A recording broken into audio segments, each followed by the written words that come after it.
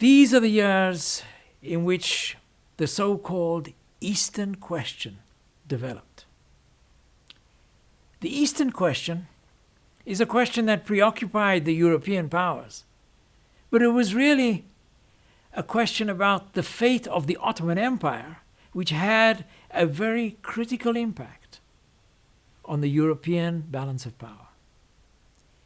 The fear of the European powers was that a decline or disappearance of the Ottoman Empire, the collapse of the Ottoman Empire, could lead to a European struggle for the remnants of the empire that would upset the balance of power in Europe and create a huge European war. That is what most European powers sought to prevent.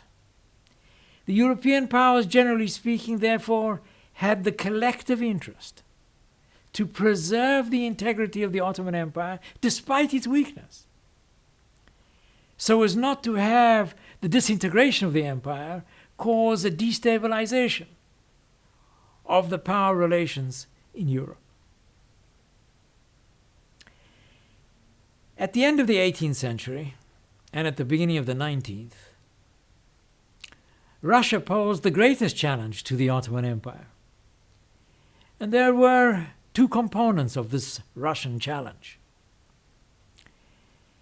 the religious factor, Russia's support for Orthodox Christians in the Middle East, and the strategic factor, Russia's desire to advance southwards to the Black Sea.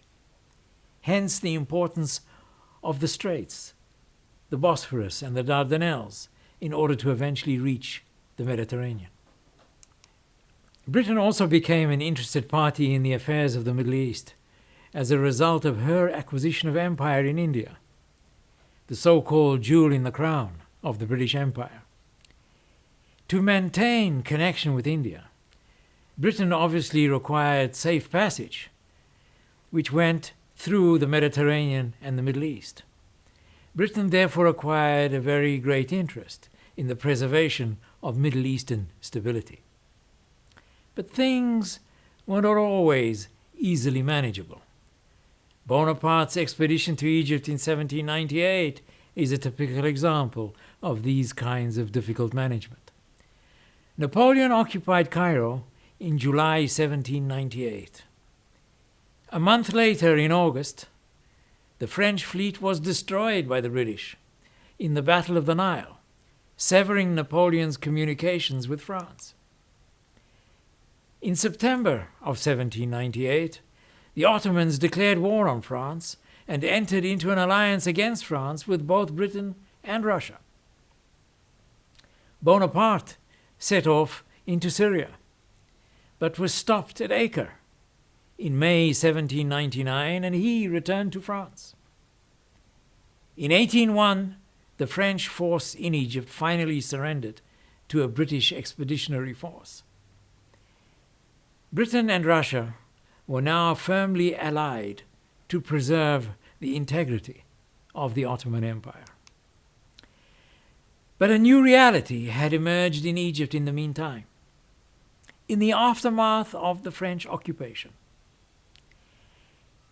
Muhammad Ali, an Ottoman officer of Albanian origin, who was posted by the Ottomans to Egypt, gradually assumed control of Egypt as the local ruler de facto.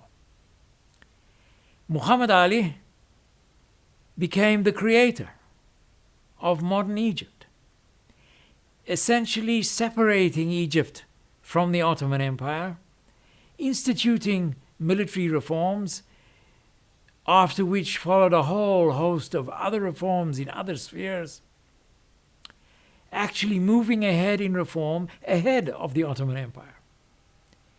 Muhammad Ali established his own autonomous control of Egypt in the early 19th century. And thus he, Muhammad Ali, and Egypt also became a part of the famous Eastern Question.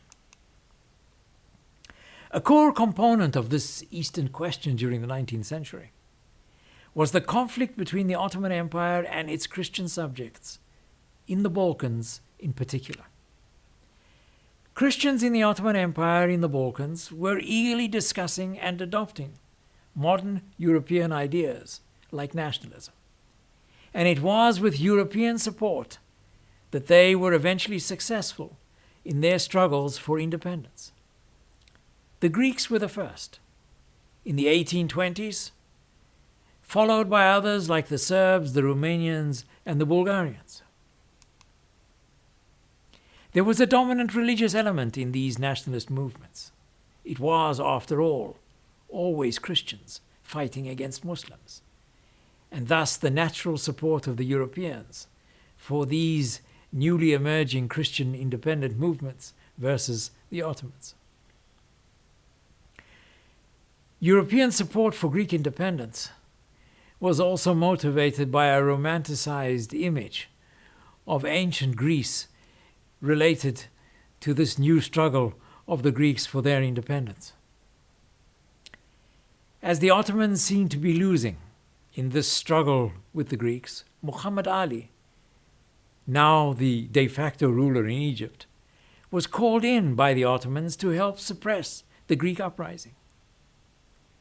But the Turco-Egyptian fleets were defeated in Navarino by a combined British-French force in 1827.